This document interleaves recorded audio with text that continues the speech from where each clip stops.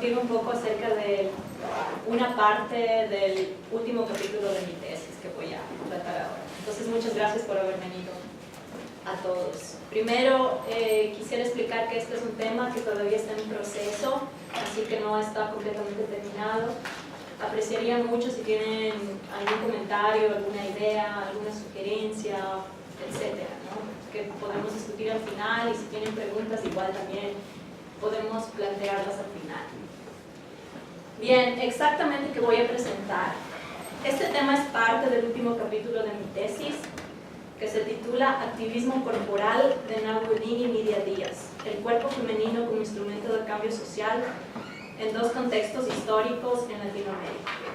Específicamente corresponde a la última parte de mi tesis, bueno, a la que es específicamente la parte del análisis visual del testimonio Nunca estuve sola, publicado en 1988 por la guerrillera salvadoreña Nidia Díaz. Y esto porque el testimonio está conformado también por dibujos que hizo Nidia cuando estuvo encarcelada durante 6 meses en el año 85 en El Salvador. Específicamente voy a analizar ahora, bueno, en mi tesis hago otros dibujos, voy a analizar este dibujo, ¿sí?, al que he titulado Una Mesías, Madre del Pueblo. Y vamos a ver por qué. Ustedes dirán, bueno, este dibujo que tiene de obra de arte, ¿no? O sea, quizá no tiene un valor para ser analizado, ¿no? Cuando mi esposo lo vio, incluso dijo, ¿por qué vas a analizar eso? Entonces yo dije, no, pues sí tengo mucho que analizar sobre este dibujo y especialmente poner en paralelo lo no canónico del testimonio, ¿sí? Y también lo que sucede con el sujeto en trauma, ¿no?, que se encuentra en un estado liminal, que no podemos nombrar, que no tiene nombre, ¿no? Entonces ahora, bueno, específicamente, bueno, ¿quién es Nidia Díaz? Voy a presentarles a Nidia Díaz. Nidia Díaz era una comandante guerrillera del Frente Farabundo Martí por la Liberación Nacional durante la Guerra Civil de El Salvador, ¿sí?, que duró 12 años, de 1981 hasta 1992. Entonces ella llegó a este puesto, bueno, por agencia propia, fue una activista desde temprana edad, porque empezó con el bueno, siendo catequista y siendo también estudiante universitaria comprometida, ¿no?, con los ideales de la guerrilla. Ella fue, por supuesto, estratégico, fue capturada por un comando de los Estados Unidos y fue encarcelada durante 6 meses, de abril a octubre de 1985. Entonces, como ella, muchos sospechosos de insurgentes fueron perseguidos y algunos fueron encarcelados, torturados, etc., ¿no? Todo esta serie de vejaciones cometidas por el Estado, ¿no? Entonces, esta violencia estatal fue atroz durante este periodo, ¿no?, especialmente durante los 2 primeros años de la Guerra Civil, de 1981 al 83. Ahora, ¿qué pasa con el cuerpo? Con Nunca estuve sola. Nunca estuve sola es el testimonio que Nidia Díaz escribe estando en la cárcel durante este periodo. Ella sufre una serie de dolores corporales, ¿no?, una serie de vejaciones desde que ella es capturada por este comando de los Estados Unidos. De acuerdo a Ellen Scarry, con el libro que ella publicó, The Body in Pain, lo que sucede con la psique del individuo que ha tenido un trauma es una fragmentación, ¿no?, una destrucción del lenguaje. Entonces lo que sucede es que lo que está sucediendo alrededor no tiene ningún sentido, no hay como una coherencia, un método para hacer coherente lo que está sucediendo, ¿no? Entonces, Ellen Scarry propone, bueno, llama transustanciación o verificación analógica a este traspaso que hay del dolor corporal hacia algo, hacia una obra de creación, una obra que se ha creado, ¿no? Como en el caso de Nidia, por ejemplo, empezó a hacer autorretratos en la cárcel, ¿no? En este proceso de dolor. También grabó su dolor con una grabadora en mano, y también escribió poemas, ¿no? Entonces, después de ella ser liberada, lo que hace es reunir este material y escribe el testimonio, ¿no? Que si bien es cierto, el dolor es la base de este testimonio, deviene luego en una construcción, lo que yo veo como una construcción performática, en el cual el dolor deviene en una lucha optimista revolucionaria, ¿no? Es decir, que hay un mensaje ahí de optimismo, ¿no? Un mensaje en el cual el optimismo, la fortaleza hacia sí misma y hacia sus pares, pues sobresale, ¿no? Entonces, lo que vemos aquí hay un estoicismo, ¿no? Nidia muestra un estoicismo que refuerza este mensaje positivo, optimista de la lucha revolucionaria, ¿no? Aunque también se podría explicar este estoicismo de otra manera, que quizá ella no se refiere tanto al dolor como un padecimiento extremo corporal, porque no tenía un método todavía muy coherente para acercarse al dolor, ¿no?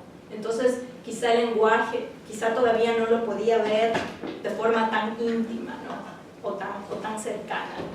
Y esto lamentablemente no lo pude confirmar, porque a pesar que intenté acercarme a Nidia durante varias ocasiones en el verano, pues nunca contestó mis mensajes, ¿no? Hablé con el editor del testimonio, hablé con una amiga de Nidia, pero con Nidia no pude hablar. Entonces, lo único que yo puedo quizá afirmar es que en su testimonio, en la parte de la presentación del testimonio, ella dice que no quería escribir esto porque quería olvidar, y que lo hace solamente porque se debe a sus pares, ¿no? Porque lo hace como un deber y nada más. Bien, entonces aquí hay un párrafo que se puede ver este estoicismo, ¿no? Que además, o sea, habla de esta fortaleza, ¿no? O incluso de la muerte que está cercana, pero sabe que esto tiene que soportar porque ella no quiere traicionar, ¿no? ¿Alguien quiere leer? Si es que pueden ver, por favor, este párrafo. La verdad es que no saben, esperan que te quebres en cualquier momento, que te muras, enloquezcas, que harás justes, que salgas gritando. Esperan que te desmorones de alguna forma. Son ellos los que se vuelven locos, y cuando no pueden fortalecer su moral, cuando no te ven débil, cuando ven tu ejemplo, no pueden más y te matan. Te les morís en las torturas o te lanzan a las carreteras o al Flayón y al Lempa. Se imaginan el horror pintado en los rostros humildes cuando los cuerpos son descubiertos. Pero todo eso solo se convierte en ejemplo de fortaleza, de consecuencia, de un mensaje nuestro, el que les hemos dado. Sabes que antes de traicionarlos, nos morimos. Sí, entonces está presente este mensaje. Bueno, si Nidia no habla con intensidad nunca ni con queja de dolor, lo cual es interesante, pero sí le duele, y lo dice varias veces en el testimonio, oír que alguno de sus pares está siendo torturado, ¿no? Entonces, es como que está completamente explícita esta entrega de ella hacia los demás, ¿no? Ahora, bueno, Nidia era mujer, hay que decir que Nidia fue una mujer privilegiada que llegó a este cargo, porque en principio era una mujer que tenía instrucción superior, era una mujer de clase media.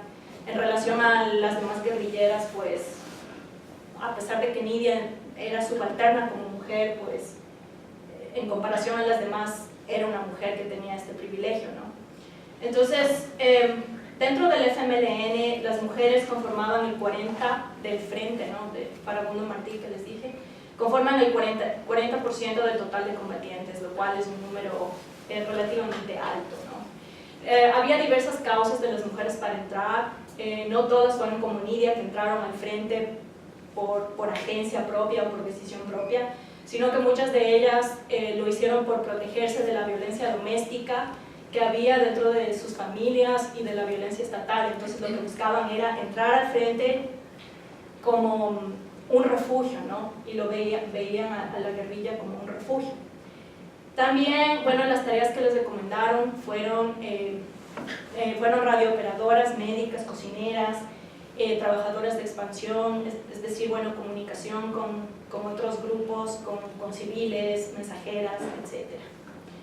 Sí, entonces, lo que sucede con ellas es que hay una resignificación de la sexualidad, de la pareja, de la maternidad, especialmente de la maternidad, que es un tema que yo aquí intento desarrollar y hacer un vínculo con el dibujo que quiero analizar, ¿no? Porque muchas guerrilleras, por ejemplo, Buena y Nidia se convirtió en madre cuando estaba dentro de esta labor.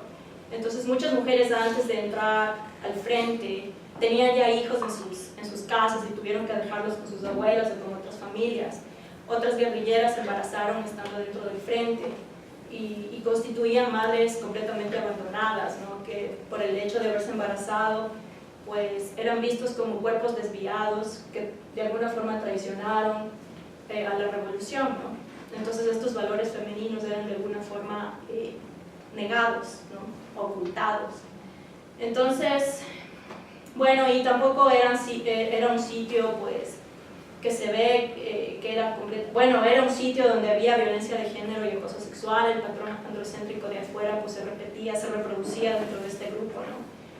Y lo que sí sucede es que luego de la guerra civil, pues las mujeres ya no eran las mismas y no sabían qué es lo que iban a hacer después de la guerra, ¿no?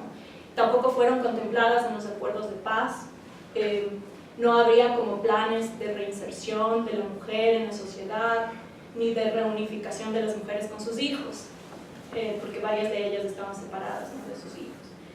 Entonces se da la conformación de grupos feministas a partir de la guerra civil, por ejemplo, las dignas, ¿no? De El Salvador. Entonces las mujeres, muchas de ellas ya tienen una conciencia feminista, ¿no? Y también, por ejemplo, que no fueron, muchas de ellas reconocen no haber sido tratadas de forma igual a los hombres, ¿no es cierto? Entonces hay una conciencia aquí de mujeres. Bueno, ¿qué ven aquí? ¿Qué es lo que ve? ¿Alguien quiere hacer una descripción? Caricatura del Che Guevara, Sí. con su habano puro, Sí. que siempre sale como una imagen un poco icónica, ¿no? Sí. Sí, esa imagen que bueno, yo había visto y de alguna forma vinculé con esta idea de que las mujeres no tenían como una imagen o un arquetipo de cómo ser guerrillera, ¿no? Entonces lo que existía era esta imagen del guerrillero ideal, del hombre nuevo, propuesto por Che Guevara.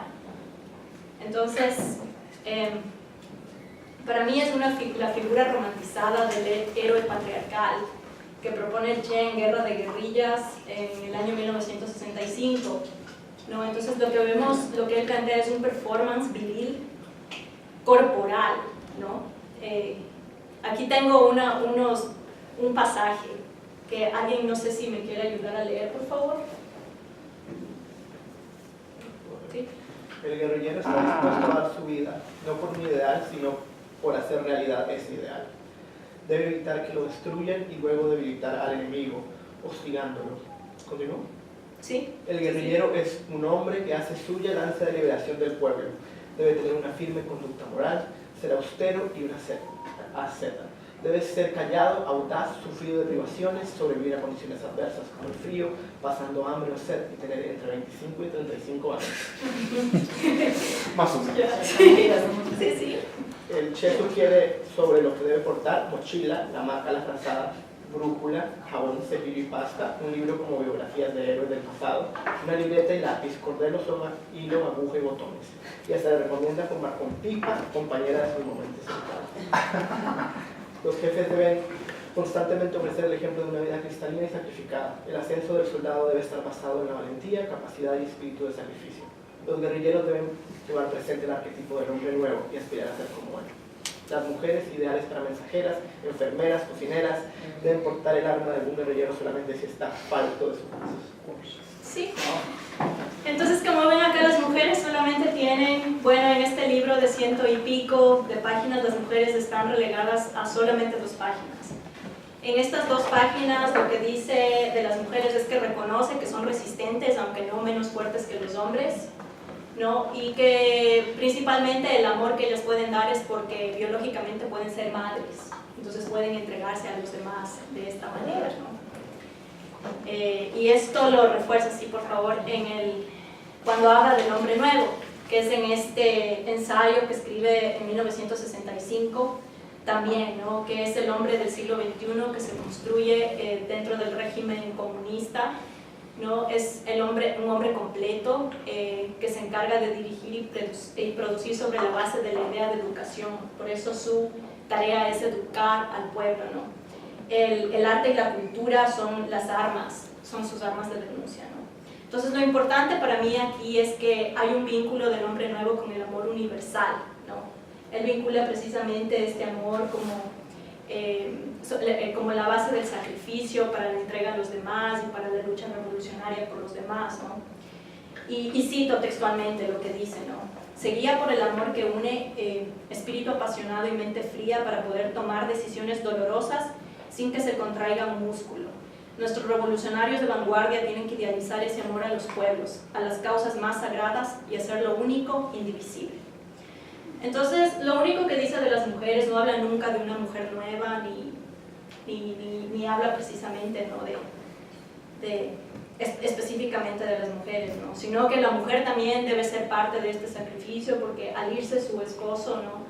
A luchar por esta revolución, pues por encaminar este régimen, pues las mujeres tienen que cuidar de los hijos del hombre nuevo en sus casas, ¿no? Entonces, es interesante cómo el amor humanitario, este amor ágape universal es más bien vinculado a la figura del hombre, ¿no? Mientras que la mujer es vinculada a este amor a través de su quehacer maternal, biológico, ¿no? Entonces la mujer no está contemplada ahí para nada, ¿no? en este plan. Ahora, después de todo esto, voy a explicar entonces el análisis visual que voy a hacer. ¿Por qué primero analizo los dibujos? En esta construcción performática, bueno, tenemos en el testimonio, tenemos el texto del testimonio, están los dibujos distribuidos de forma aleatoria, también están los poemas, ¿no? Pero ¿por qué yo quiero primero analizar los dibujos? Bueno, en principio porque para mí los dibujos son el testimonio más inmediato del dolor corporal de Nidia, ¿no? Incluso ella dice, ¿no? que le ayudaban a aguantar, a hacer esta especie de catarsis, ¿no? ¿Alguien quiere leer, por favor, este pasaje que está ahí? Bueno, esto es de la persona que escribió la presentación del libro, que se llama María López Vigil. ¿Alguien quiere, por favor, leer? Bien, gracias. La cita, ¿no? Sí. Los dibujos que Nidia incluye en el libro le ayudaban a resistir. Algunos son horrorosos, pero a mí me servían para no pensar en mi hijo, para no pensar en la suerte de otros compañeros muertos, para no llorar, para no alejar lo que tanto me dolía, para no desesperarme y no recordar lo que vivía el presente. Vaya. Bien. Entonces, como les dije, Nidia hace 7 dibujos, ¿no? Que están distribuidos de forma aleatoria en el testimonio. No sé si es que hizo más dibujos, lamentablemente no pude hablar con Nidia sobre esto, pero lo que sí confirmé con el editor es que están distribuidos de forma aleatoria porque ellos no tenían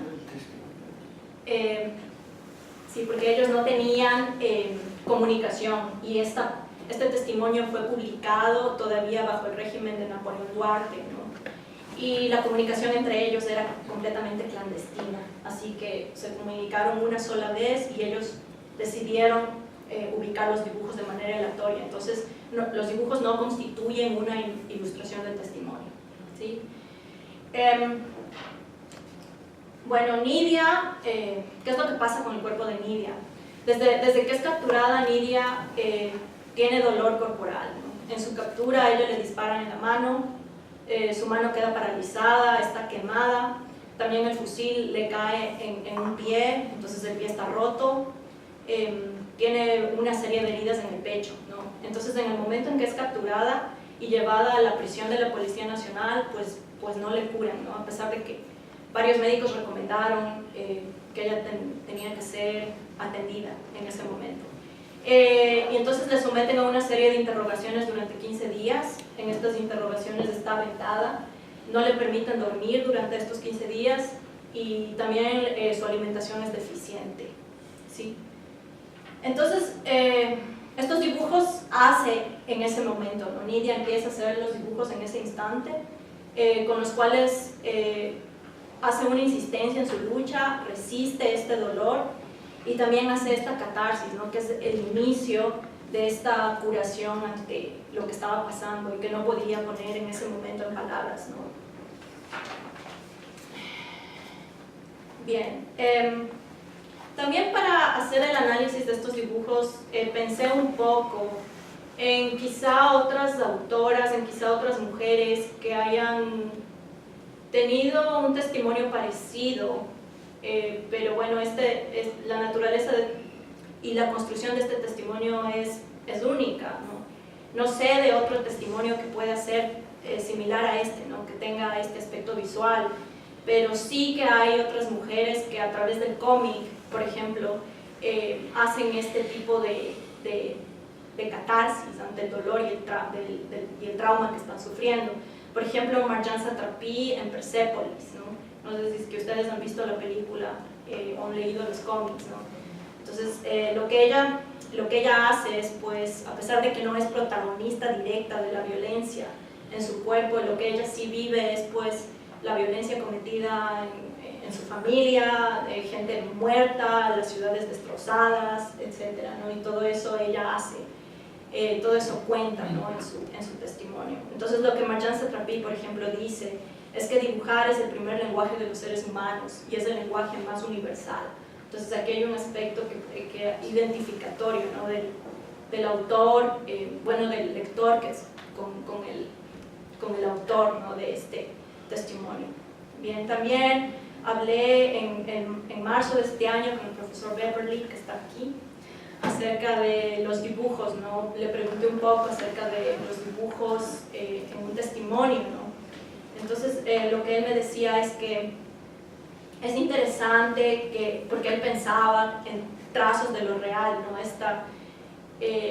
Este concepto de René Jara sobre lo que es el testimonio, ¿no? Y lo real en conexión con estas imágenes, ¿no? Bueno, lo real es lo que no se puede poner en palabras, ¿no? Es decir, el dolor que no se puede poner en palabras. Quizá pensar esto en aspectos de la memoria en forma visual, ¿no? Que lo real de alguna forma, lo real del dolor de alguna forma se recuerda de forma visual, ¿no? Entonces, pero de todas formas, a pesar de que los dibujos, porque yo había pensado que los dibujos pueden ser de alguna forma una representación mucho más inmediata, pero aún así el profesor Beverly me decía que esto no sobrepone esta discusión que hay de lo real del testimonio, ¿no? Porque aún así, bueno, los dibujos tienen que someterse a una lectura aún, ¿no? Porque son un simulacro de la voz del que está narrando, ¿sí? Ahora, bueno, el método. Sí, perdón. Bueno, yo quiero determinar la relación de esta imagen con el contexto sociopolítico, ¿no? Entonces, para esto me interesa analizar la estética de la imagen, ¿no? Y la composición. Entonces, para esto el postulado de la crítica de estudios culturales, Gillian Ross, en Visual Methodologies, también uso la regla de los tercios, que bueno, se usa en el análisis de las imágenes para determinar qué es lo más importante, ¿no?, de las imágenes, y ahora se usa mucho en el cine y en la fotografía especialmente. Y también tomar en cuenta la teoría sobre representaciones del dolor en el arte de James Elkins para apelar a un equilibrio entre lo que sería la estética del dolor representado, también las cuestiones de representación ética, el mensaje político que hay detrás de estos dibujos, bueno, de estas imágenes. Bien, ahora vamos otra vez con el dibujo 2, que le he bautizado como una Mesías Madre de Pueblo. Bien, vemos que este dibujo no tiene trazos de boceto, es de naturaleza híbrida, quizá no canónica, ¿no? Fue hecho por una mujer que no estudió para ser artista, no es dibujante tampoco, son dibujos incompletos, no podemos ver todos los rasgos, ¿cierto?, ¿no? Entonces lo que dice Scott McCloud, que es un teórico del cómic, porque yo veo estas imágenes similares, por ejemplo, los dibujos que tiene Marjane Satrapi, cuando se representa a sí misma, ¿no?, en el cómic. Entonces lo que él dice es que estos son dibujos toscos, pobremente dibujados, cosa de niños, ¿no?, que son desechables incluso en el caso del cómic, ¿no? Entonces para mí esta estética es una estética liminal, ¿no? Es una estética que es paralela al sujeto, a la psique del sujeto que ha vivido el trauma, ¿no? Que está en un estado que no tiene como un nombre, no lugar. Entonces, bueno, también hay pocas características, son trazos muy simples que interesantemente Scott McCloud dice que el lector tiene que completar, ¿no? Y que de alguna forma para mí esto tiene más sentido si es que el lector es un sujeto que también ha vivido el trauma, ¿no? Y que en este caso tiene mucho más sentido, ¿no? Ahora, bueno, entonces esta estética para mí es una estética naif, es una estética ingenua, y también es muy irónico que se intente representar el dolor y el trauma de ella con este tipo de estética, ¿no? Es una forma como de rebajar el nivel de violencia, ¿no? Una forma también como de quitarle del centro, ¿no?, a la violencia. Bien. También no evoca una noción de autoría tradicional, ¿no? Porque estos dibujos, los dibujos especialmente las autorrepresentaciones, no están firmadas ni tienen fecha, al contrario de los poemas que se ve en el testimonio. Entonces esta noción, esta pérdida de la autoría tradicional quizá va de la mano con esta noción de la muerte del autor de Barthes, ¿no? Y que fue retomado por algunas feministas, por ejemplo Toril Moa, habla de esta muerte del autor patriarcal, ¿no?, para visibilizar la imagen de la escritora, por ejemplo, ¿no? Entonces, pero lo que sí es cierto es que hay un emergimiento del sujeto en trauma que está mucho más presente con su cuerpo, ¿no? En este caso de Nidia con el cuerpo en dolor, ¿no? Porque no es un cuerpo que se ve que claramente está sufriendo un padecimiento, ¿no? Bien, ahora, ¿qué pasa con la modalidad composicional? Bueno, voy a poner en relación el dibujo 2 con lo que vemos en el dibujo 3 y el dibujo 4, ¿no? Estos tres dibujos están, el espacio, bueno, es en la cárcel, ¿no? Y la perspectiva que se ve es desde dentro de la celda, ¿no? Por lo tanto, el lector de las imágenes, el lector del testimonio está también dentro de la celda con Nidia, ¿no? Esto quiere decir que hay un lazo, ¿no?, establecido con el lector que es considerado de alguna forma adepto o comprometido con sus mismos ideales, ¿no? También los barrotes son importantes porque marcan el espacio físico interno y externo que a su vez delimitan el espacio psicológico de Nidia, porque ella dice claramente en el testimonio que no quería que supieran sus captores qué es lo que ella estaba viviendo dentro, ¿no? Quizá ella estaba muy triste, ¿no? Ella dice, no dice claramente exactamente lo que le está pasando, pero no quería que se enteraran para que no la doblegaran, ¿no? Y por lo tanto traicionar, ¿no? a sus compañeros. También, de acuerdo al contenido textual, bueno, llevan poemas. Este es el poema que está con el dibujo 2. Entonces, de alguna forma se pueden leer los dibujos con o sin los poemas, pero este poema específicamente refuerza este estoicismo, ¿no? Este mensaje optimista de lucha. No sé si alguien quiere leer, por favor, ese poema.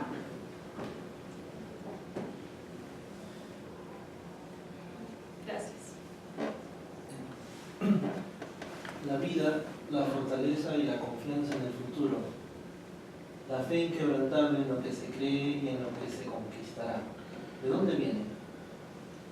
De las convicciones firmes y de la firmeza en esas convicciones. Cuando llega el momento más difícil, cuando la muerte nos va a sorprender y nos avisa, y hay que enfrentarla con todo el amor y coraje enraizado que hace estremecer, temblar y doblegar al enemigo en su propia madre. Bien. Entonces, bueno, de acuerdo entonces al contenido, bueno, ahí está lo de la regla de los tercios, que consiste en dividir la imagen en 6 partes iguales a través de 2 líneas verticales y horizontales, ¿no? Bueno, primeramente vemos a Nidia, que está en el centro del dibujo, que está, bueno, de pie, erguida, bueno, con el pelo largo, tiene su venda frente a 12 barrotes. A su alrededor vemos como a 5 vampiros o demonios. Yo prefiero como verlos como vampiros, ¿no? Es un poco más simbólico. Y uno de estos vampiros está dentro de la prisión mirándola, ¿no? También, bueno, en este punto que vemos ahí, que es el de arriba hacia la izquierda, está el brazo paralizado, ¿no? Entonces, si nosotros, bueno, el otro brazo está en su espalda, pero si nosotros completamos con la misma posición del brazo, pues vemos como una especie de Cristo en la cruz, ¿no? De todas formas, para mí la combinación de este brazo en esa posición con el pelo largo, para mí definitivamente tiene un aire crístico, ¿no? Que evoca el sacrificio corporal que Nidia hace por la liberación del pueblo, ¿no? Nidia se encuentra en una especie de pasión cristiana, ¿no? Que a su vez sugiere la continuidad de la que habla Bataille en su libro El erotismo, ¿no? Con este sacrificio que de alguna forma luego la diviniza, ¿no? Ella pasa a ser entonces este espíritu mesiánico que deviene en una madre del pueblo, ¿no? Ella dice que la lucha, que este sacrificio para ella es lo más importante en su vida. ¿Alguien quiere leer esta cita, por favor? Para mí la lucha ha sido la realización de mi vida. Esta no tiene sentido fuera de ella. Toda mi personalidad, mis aspiraciones individuales y mis pensamientos fundamentales están estrechamente vinculados a ella. Bien. Entonces, bueno, el hecho de que ella deviene, ¿no? En esta madre, desde este espíritu mesiánico que les digo, bueno, cristológico, hacia lo que es la madre del pueblo, para mí es como esta unión de estos valores femeninos y masculinos que a la vez le hacen superar esta masculinidad hegemónica del guerrillero ideal que vimos como la figura que propone el Che, y también la figura de la madre tradicional, abnegada, que se queda en la casa, ¿no? Supera esa única posibilidad de ser madre, ¿no? Entonces ella deviene en la madre de los desposeídos y explotados de su patria, ¿no? Ahora, de acuerdo al otro punto de intersección inferior, bueno, esto ya...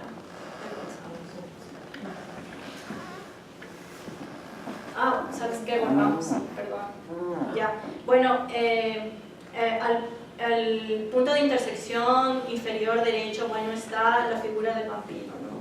El vampiro que implica, bueno, sangre, decadencia, muerte. Y es interesante que en la misma época en que Nidia está dibujando estas criaturas, se lanzó la película Vampiros en La Habana, de 1985 de Juan Padrón.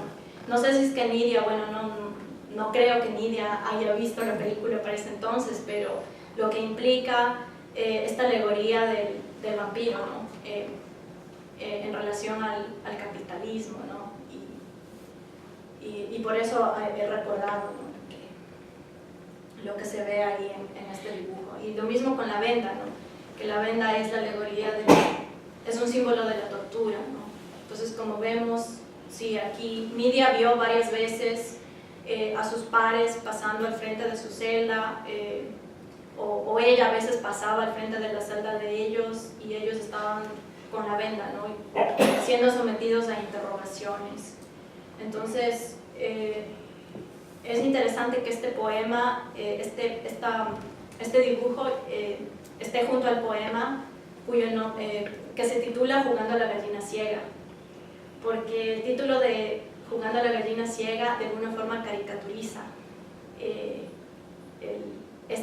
esta tortura a la que ellos están. No sé si todos saben lo que es la gallina ciega, ¿no? Bueno, todos los latinoamericanos conocen. Bueno, la gallina ciega, sí. La gallina ciega es un juego infantil, ¿no? En el cual a un niño se le tiene que vendar para que pueda, y se le da la vuelta, se le marea para que pueda buscar a varios de sus... todos, bueno, yo he jugado a la gallina ciega, no sé si todos. Entonces el poema que va con... ¿Alguien quiere leer, por favor, este poema?